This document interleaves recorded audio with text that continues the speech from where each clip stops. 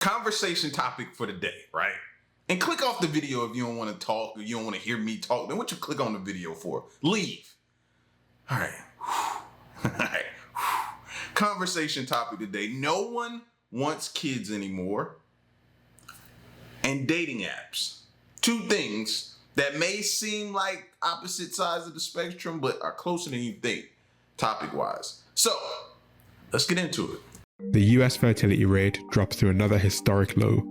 Births in Japan hit record low.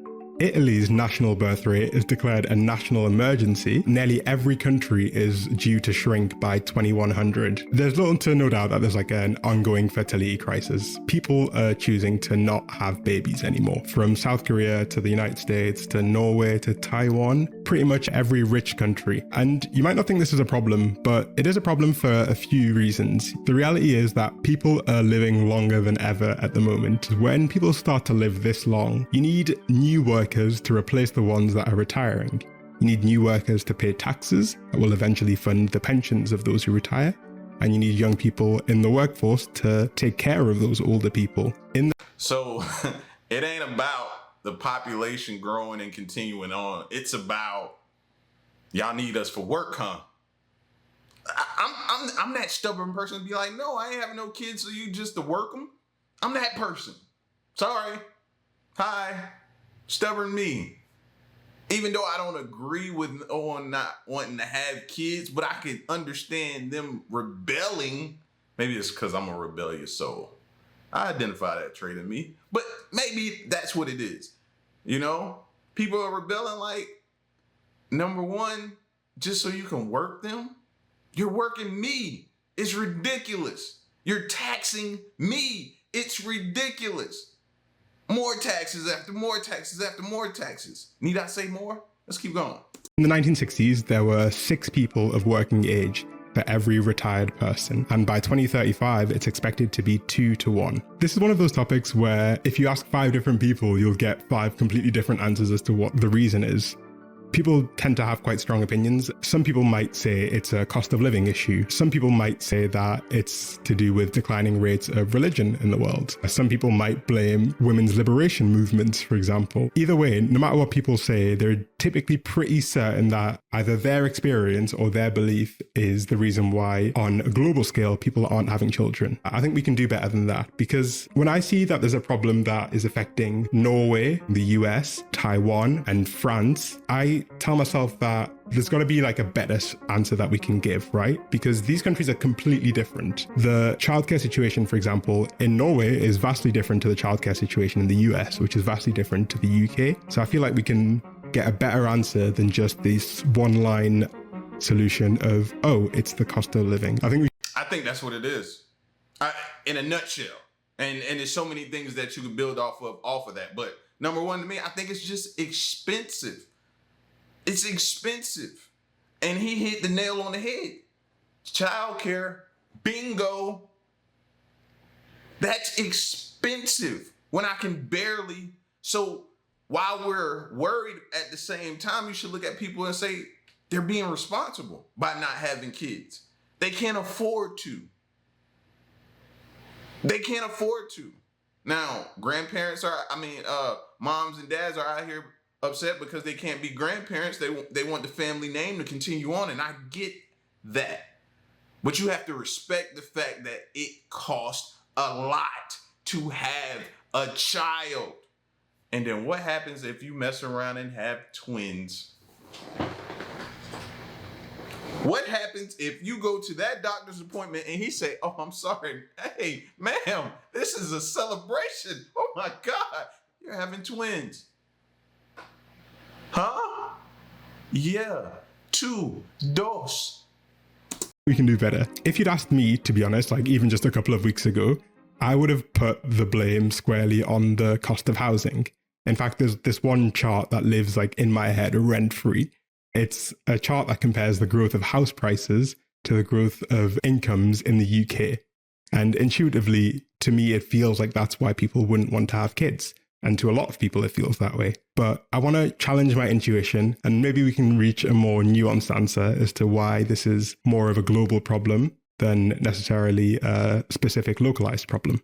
For example, this is a piece of research from the US, which tried to establish what the effect of a $10,000 increase in housing would be on people's decision to have kids. Unsurprisingly, if house prices go up, it corresponds to a 2.4% drop in the decision to have kids if you are renting. However, if you own your home, you actually become more likely to have kids as house prices go up. The net effect of this is that when house prices go up in the US, more people actually want to have kids, which is really counterintuitive. But there is some variance because in the UK, the effect of increasing house prices is a net decrease. And this is just one piece of evidence that immediately helps us understand that we can't just think of this problem as a one-line solution. Clearly, housing can't explain the full picture. I think the cost of having children is another huge factor that people typically fall back on when they explain the reasons why people aren't having kids. It's too expensive. However, it seems that even paying people to have kids isn't working very well. Taiwan spent more than $3 billion trying to get its citizens to have more children, and it's had no success at all. In France, they've spent even more money, about 4% of their GDP, on various measures to encourage people to have children. To put this into perspective, if the US spent 4% of its GDP on family measures, that would be the equivalent of the entire defense budget. So countries are actually, some countries at least, are actually spending a huge amount of money on things like tax breaks, things like direct cash transfers, and things like childcare benefits to encourage people to have kids. So clearly there's a bit more to this whole situation than meets the eye initially. And I think we can maybe look at some of the research and evidence, because there is a whole body of research and evidence to engage with. Incentivizing you to have kids sounds nuts to me. It sounds nuts, absolutely nuts. It's like, what? I don't know, maybe I got trust issues. I think I do have trust issues. I love trust issues. So when you come to me saying, hey, buddy, here's an incentive for you to have kids. Why you want me to have kids? What you want to do with my kids, huh? Why you trying to take my babies from me? Huh? You trying to have them working out or in some sweatshop or in some field or something? What are you trying to do? I don't trust you. No. That just sounds weird. It sounds weird to me. It'll never not sound weird to me. You know, I get it, but I don't. And I've tried to find the best bits to share it with you, and I'm curious to hear what your opinions are on these different aspects. What I do find really interesting is like how the narrative has changed around this topic, because a couple of decades ago, overpopulation was all the rage. All of the discussion around the number of people on Earth revolved around the fact that there were too many people, and we have two people to blame for this. First of all, we have this dude here. His name is Thomas Malthus, and he is an 18th century economist, and he was the first major figure to really write about this idea of a population boom. He saw that the quality of life in 18th century England was dropping pretty quickly, and he said that there was just too many people and that we'd get to a point where there wouldn't be enough food to sustain the growing population. And a couple of decades later, another professor wrote about the same topic. His name was Paul Ehrlich, and he wrote a book called The Population Bomb. And people really believed him. To kind of put into perspective how scared people were of overpopulation, I want to share a quote by the chairman of the Federal Reserve in the US, who said that overpopulation could be more explosive than the atomic or hydrogen bomb. Even on the other side of the world, in China, these fears of overpopulation promoted China's decision to implement their one-child policy, the whole package of laws and regulations designed to stop Chinese people from having more than one child. If we fast forward to today, those fears were like clearly unfounded. I think most of us understand that food insecurity is a distribution problem and not an agriculture problem. And instead, we've ended up in the situation where underpopulation is the problem, where there are not enough young people. And I want to take a little bit of time to talk about the US specifically, because I think they've got some really interesting factors that paint a different picture of the fertility crisis to the one that you might have in your head at the moment. This is a graph of the US fertility rates, and it's the kind of graph that makes you want to jump to a specific conclusion or a one-line answer as to what's going on here. But the real interesting part of this graph isn't what it looks like now, it's what it looks like when you kind of break it down by demographics. And thankfully, The Economist has done this for me. If we look at birth rate divided by age, we see some really interesting trends. Somewhat surprisingly, The fertility rate amongst women over 30 has actually been steadily rising since the 1990s. However, you might see something else that's quite interesting. Birth rates amongst 15 to 19-year-old women in the US dropped dramatically. The actual figure is 77%. And they actually explain that more than half of the drop in America's total fertility rate is driven by women under 19 choosing to no longer have kids. Around a third of these births would have been unplanned, and the majority of these births would have been on low incomes as well. In the UK, we actually see a similar trend where women at age 20 are having half as many children. Unlike richer women, these young women are not going to compensate by having more kids in the future. And I actually want to take a brief second to have a little aside and talk about the fact that often the most vilified group of people are actually the most important group of people to society. I'm sure you've heard young single mothers described as a burden on society or as lazy. But clearly But we all saw back in the day, right? Single mothers, what they were going through. It was portrayed all across movies and Lifetime shows that the women would watch. You ingrained it in their brains to say, oh, a single mom struggles. It's hard.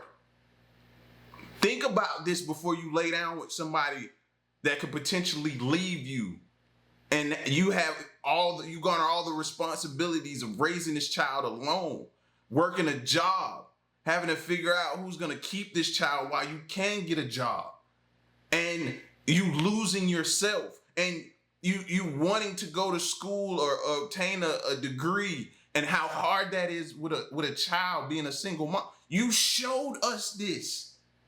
So now when women are saying, okay, I don't want to do that, so I'm not going to have a kid until I'm more stable. This is the direct result of that. So make up your mind. What do you want? What do you want? These women were actually the backbone of the economy. It's an aspect that I feel many people don't actually think about.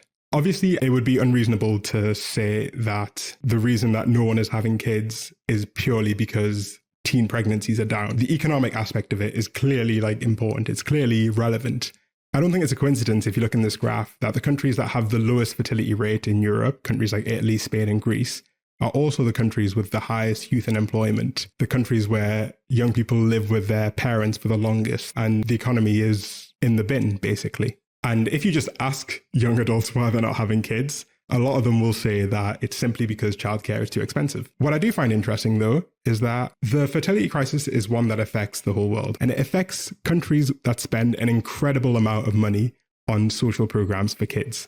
So this is a quote by Robert Reich. If you don't know who Robert Reich is, he was US Secretary of Labor. He says that Norway spends around $30,000 per child on early childhood care. Finland spends $23,000. Germany spends $18,000. And the US spends $500 per child. Obviously, the US has a huge childcare spending problem.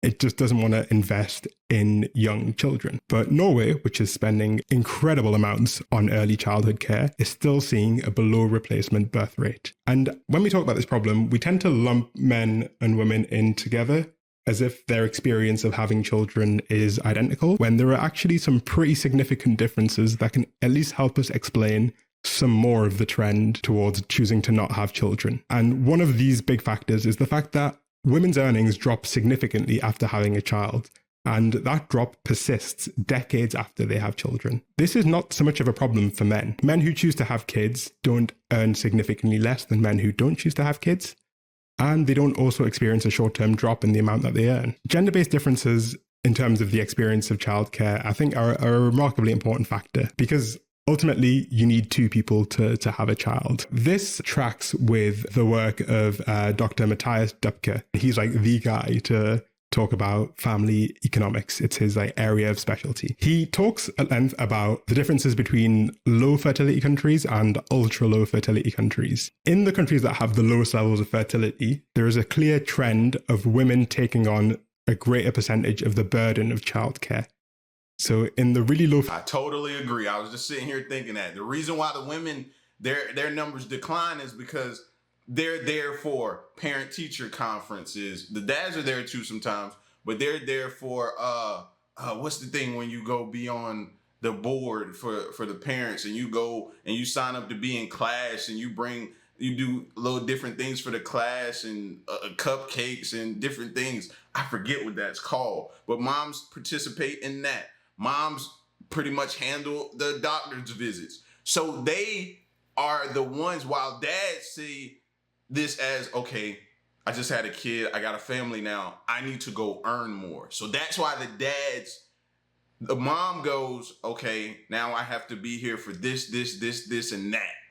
That's how most of the dynamics I've seen growing up happen.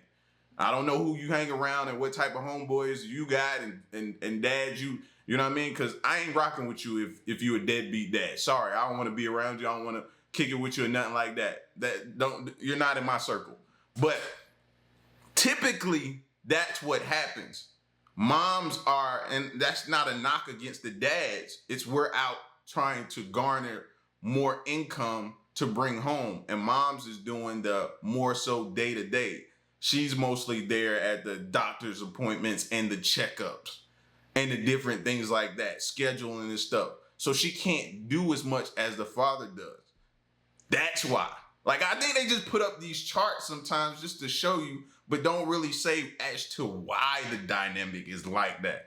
It isn't because the woman becomes lazy. No, she does not become lazy. Fertility countries, the percentage of childcare duties that is taken on by women can be as high as 80%. In countries that have slightly better fertility ratios, this percentage is much closer to 50-50. There's still a huge stigma in some of these countries, particularly South Korea and Japan, where women are still expected to spend huge amounts of time at home taking care of children, but they can't survive without having a career, or they simply just want a career, which is also very reasonable. The decision to have kids is, in some extent, a signal of optimism, right? A signal in the belief that you'll have a good future, your kid will have a good future, and the world on the whole has a good future ahead of it. And I think these disparate factors all play into a single idea of optimism about the world. There's a really good research group called Our World in Data. They're amazing. They compiled some data on how optimistic people feel about the world. And you can see that there's this concentration of rich, low fertility countries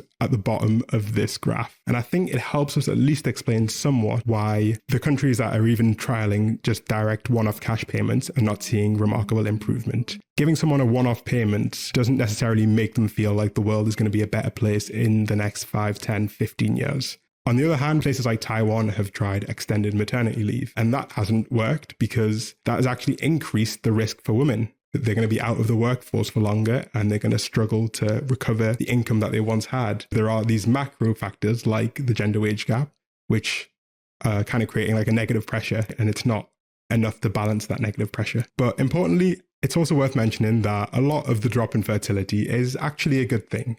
It represents that people have agency. People can actually choose whether or not to have children, especially women. In fact, we use the term fertility crisis when it's not really a fertility crisis, it's a worker crisis. Governments aren't trying to create self-actualized, happy, positive individuals.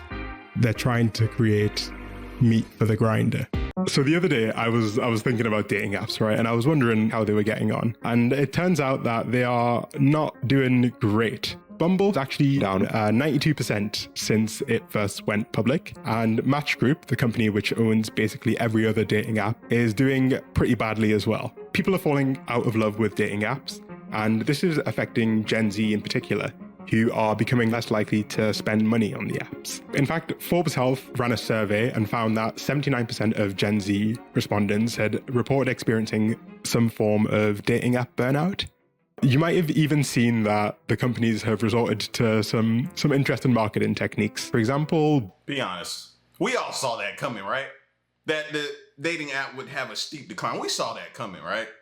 I don't think anybody thought that was going to be a long-term success. Just didn't feel it in here. I didn't. And I'm not even on those apps or in the dating world. I just felt that wouldn't be successful for too long. It would eventually probably turn into a creep app. Bumble got in trouble for some ads that they ran trying to convince women to to no longer be celibate, I guess. People weren't too happy with these adverts. Now, this is a far cry from the promise that dating apps made for us. When they first launched, it would be difficult to believe that around a decade later, they'd be launching $500 a month membership programs. If we try to understand how we ended up here, we maybe can come to some interesting conclusions, not just about these apps, but maybe about human relationships more broadly and the assumptions that we might make about each other. The first thing that's worth explaining is that the decline of these apps is in large part a signal of broader trends in technology. There's this idea of enshittification, the phenomenon of online platforms degrading the quality of their services over time, leading to an overall decline in user satisfaction and overall value. This is something that's really broad across technology. It is best characterized through Airbnb, starting initially as a promised land where you could rent out a spare room at the fraction of the cost of a hotel, but ending up in a situation where people are paying $200 cleaning fees and have curfews and service fees for a rental. The most egregious example of enshittification is BMW, who in 2022 launched a subscription to just unlock the heated seats that were already in the car. Dating apps are not immune to this problem, as fundamentally they are technology companies. The most obvious manifestation of this enshittification is the idea that subscriptions are king. Now I get it. Now I get it. While some of my homeboys are just like fed up with everything associated around dating. I get it. Because if it ain't the women or the men, if you're a woman, if it ain't the men you meeting on these creepy apps, they charging you $500 with no guarantees. I would hate it too. I would hate it. And I'm hearing from more and more people about how this dating world is, bro. And I'm scared for y'all. I don't know if you know this, but Tinder actually has 3 separate subscription options on top of the $500 a month subscription plan. These look more like insurance plans than dating apps. Dating apps have not become immune from this subscription mania, and their monetization strategy has led to them feeling more like a gacha game. If you don't know what a gacha game is, it's a game that uses like a loot box mechanic where players buy in-game currency and use it to gamble effectively. In fact, Tinder actually rolled out its own in-app currency that you could use to buy special features that would increase your chance of finding love. It's a very overt shift towards gamification, towards implementing game-like mechanics in a non-gaming environment. The literal CEO of the parent company of Tinder is a man named Bernard Kim, who was the former president of Zynga. If you don't know who Zynga are, they are the company that is responsible for all of the worst mobile games. You know, the ones that look like this, right? And it's no surprise that these mechanics have been transferred directly from mobile games, which are some of the most addictive games in the world, to dating apps. This idea of gamification, broadly put, is simply just driving engagement and driving usership, not by providing a service, but by hijacking your brain's reward circuitry and making you addicted to the app rather than enjoying the app. As these apps have become increasingly gamified, people have responded much how they would respond to an actual game, by trying to exploit the mechanics of the game. In the world of dating, this manifests as hinge hacks. So there's this whole world on TikTok, which I didn't know about, of people sharing techniques and tips that you can use to make your experience of using dating apps a little better. Some of these things include refreshing your Hinge feed by threatening to delete your account, which supposedly flags Hinge and makes you way more likely to show up in other people's feed. Other people's decisions have been things like choosing to use AI wingmen to create a profile that is optimized for these algorithms. Enshittification isn't necessarily a complete explanation, though, because despite the fact that many other services in technology have been getting worse and worse, the companies seem to still be doing great. And there are some unique dynamics of these apps that make them especially prone to collapse and that can help us understand the mass exodus. Part of it is simply the fact that these apps promote the idea that they'll literally change your life. See, the thing about dating apps that was also weird for me, because I think it makes people really become someone they're not. And what I mean by that is you get to swiping, if that's the way they still do it. They swipe, or you get to seeing these profiles, and a woman wants this, a woman wants this, a woman wants this. She doesn't like this, she doesn't like this. Okay, I need to be this, I need to be that. I need to start doing this more. Instead of being yourself, right? It's like What happened to being yourself? And if that person didn't accept you for being yourself, then that's not the person for you. That's not. But you're seeing all this, and it's like, okay, I gotta be this, I gotta be that, I gotta try to do this. I need to make this, okay, and I need to act like this, talk like this, walk like this, wear my clothes like this. I need to do this because there's a whole group of women over here that like that criteria. Instead of saying, I'm gonna just find somebody who like me for me, and then we hit it off like that and build from that. It's like these apps are just making you into a robot or I don't know, man. It's just putting so many different layers on you that you don't even want to be. So then you automatically are exhausted with trying to do something that you're not accustomed to doing, which then leads to resentment down the line. It's not to me, it's not a path for success. I don't see it. Hinge, for example, markets itself as the dating app designed to be deleted, which is an extremely big promise. It's a promise that I personally, as a cynic, feel like isn't necessarily true. Hinge is owned by a $9 billion company, so, I don't think they want you to delete any of their apps. I should mention that I try to consult a variety of sources, and sometimes that leads you, especially with dating, down some uncomfortable rabbit holes. And so I want to maybe address a few preconceptions that people can often have after having had a bad experience with dating apps. They're not an enjoyable experience for anyone, regardless of gender identity. Around 80% of women report feeling some level of burnout, and around 74% of males report feeling some kind of burnout as well. The unenjoyable experience is pretty evenly split across the aisle. We have some very different problems that occur, but no set of problems is one more significant than the other. Interestingly enough, men outnumber women 3-1 on Bumble and Tinder, and yet women report higher rates of negative experiences. That's not to invalidate the fact that men obviously have incredibly high rates of negative experiences, but rather to emphasize the fact that nobody enjoys the experience of dating apps. The grass isn't greener on anyone's side. Men are far more likely to experience feelings of rejection, feelings of being ignored, whereas it seems like the issues that women report are more, well, they're different. They're different at least, right? So a 2023 survey found that over half of women under 50 who'd used dating apps had been sent a sexually explicit message that they didn't ask for, which I think is an insanely high statistic. But generally, the issues that lead people to feel burnt out. I told y'all it's the creep app.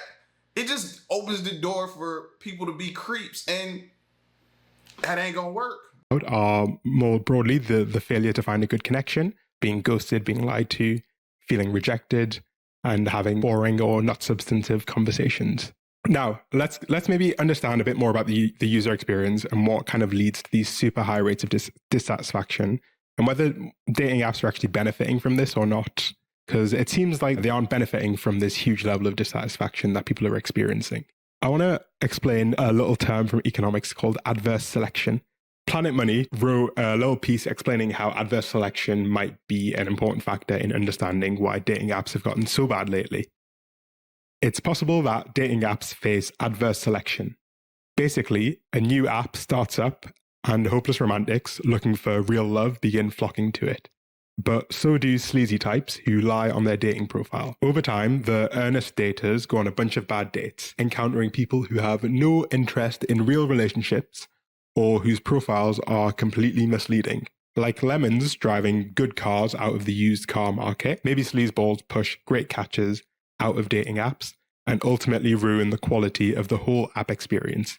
So people go to a new app in the hopes of finding something better. Here's another thing, right?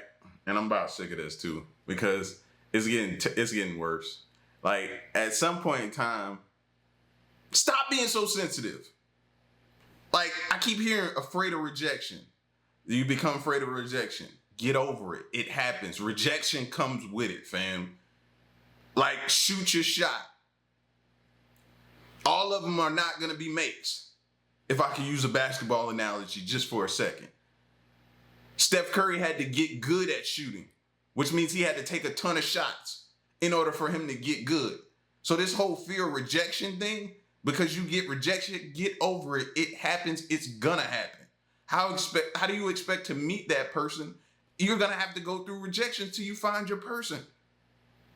Like, I don't understand that with this generation. Like, man, I got plenty of rejections. And after a while, it didn't hurt as bad. And then your confidence started going even more through the roof. And it was, okay, maybe she might, maybe let's go on this date. Let's see what this is. That's a part of dating. Every date you go on ain't gonna be the successful one. It's gonna be bad ones. Get over it. Cause they ain't gonna tell you, I'm gonna tell you. Get over it. Get out your feelings about it. Be in your feelings and then get out of them and get to the next person or get on to the next one. Like, what's up with y'all? And the cycle starts again. This idea of adverse selection is basically the idea that people can take advantage of, the meta on dating app to promote themselves as something they're not, and ultimately lead honest, well-intentioned users to feel like the apps don't have any other honest users because they're only interacting with people who know how to game the app. This is this whole idea of, hinge hacks or using AI tools to beat the system. It doesn't necessarily make you a better person on a date, but it makes you more representative of what the market supposedly looks like to someone who's just downloaded the app. And it makes people who download the app feel like everyone is awful.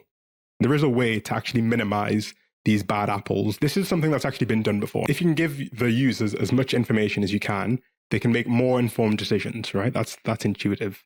However, the more information you provide to those users, the harder it makes for the app to be gamified because they can't rely on the fact that you don't know things about other people. This is most clearly shown in the fact that Hinge's premium program, Hinge Plus and Hinge X, they both allow you to actually add more information about yourself. They allow you to filter your dates by location, by activity, and to fine-tune exactly what you're looking for, which inevitably leads to a better dating experience and reduces this problem of adverse selection. And this isn't just theoretical. We can take the example of OkCupid, which has actually gone through a bit of a transformation from being a dating app that dealt with this problem of bad apples a lot better than the new school of dating apps into gradually becoming another Tinder clone. I found this comment of someone who described their experience, and I think it captures quite well what's going wrong with these apps. OkCupid used to be really great before they were sold off to Match. Match is the company that owns Tinder and Hinge and all of the other ones. It was a pretty simple concept that worked really well.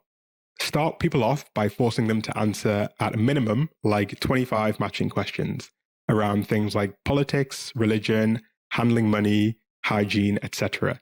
Core factors that people would consider when dating, essentially. But the kicker was that you also got to specify how you would like your potential match to respond to the same question. And you got to weight that response based on how much you cared about that particular question.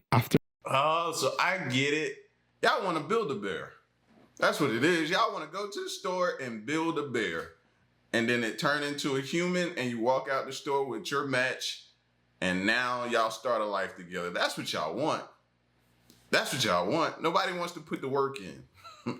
Nobody wants to go through all of this type of stuff. And the more you go through or you date, you start to recognize the signs early and say, you know what? Nah, that ain't for me.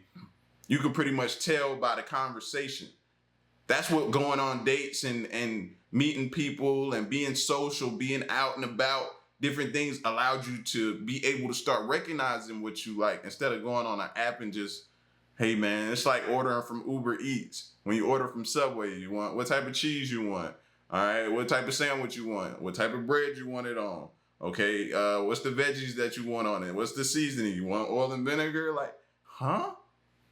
There are about 25 questions. You could always get a large enough sample size to match people, but it worked best at matching people that had answered over 100 questions each. It was like magic. Anyone with over an 80% match on that site always ended up being a surefire, amazing conversation. What this person is describing, without necessarily realizing, is this idea of adverse selection, right? It's the idea that just by having more and more information about who your potential matches are in terms of their interests, their likes, their personality, you can basically make dating apps be fantastic. However, the issue with that is that they can become a bit too good, right? And you end up in the situation where every person you match with is actually a pretty good person, and you're therefore extremely likely to quit the app. The ideal situation for these apps is this weird middle ground where they want you to find someone you like, but not too often, and not someone that you like too much, because then you delete the app.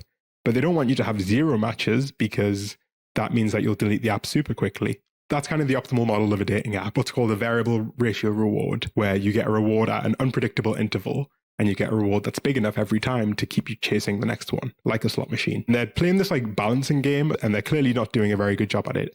When it comes down to it, ultimately, people want what they've always wanted, which is meaningful connection with others. And I think the real danger here is that people have been generalizing their experiences on dating apps as broader generalizations of how, quote unquote, society is today. And I think that's a big problem, because I would hope that most of us understand that, say, social media isn't necessarily a one-to-one representation of how people behave in real life. If you took Twitter posts, for example, to be the representation of how everyone behaves in general, you'd be scared to go outside. If you took Instagram Reel comments, you'd think everyone was incredibly racist all of the time. It's an algorithmic mirage. Yeah, exactly. It's an algorithmic mirage, right? These algorithms are so capable of building a mirage that makes you think that what they are showing you is simply a direct representation of what reality is, when it's been filtered through layers and layers of algorithms and psychology in order to fundamentally change how you interact with it. The good thing that we can take home from this is that people are ultimately voting with their wallets, which is by far one of the most effective ways you can actually create change. There's a big trend, you might have seen it, of run clubs now. A lot of people are joining run clubs in order to find love. And this, to me, is ultimately a good thing. It means that people are actually choosing to create their own alternatives, which is exactly what we need right now. There's many, many angles you can approach this from, but ultimately, the biggest reason they're doing so badly is that they're not providing the service that they promised. The collapse of dating apps doesn't mean the collapse of romantic love. It means that it's actually going to spread a bit more towards the places where it needs to be, towards these organic spaces. But then again, I'm also incredibly single. So, take my words with a grain of salt.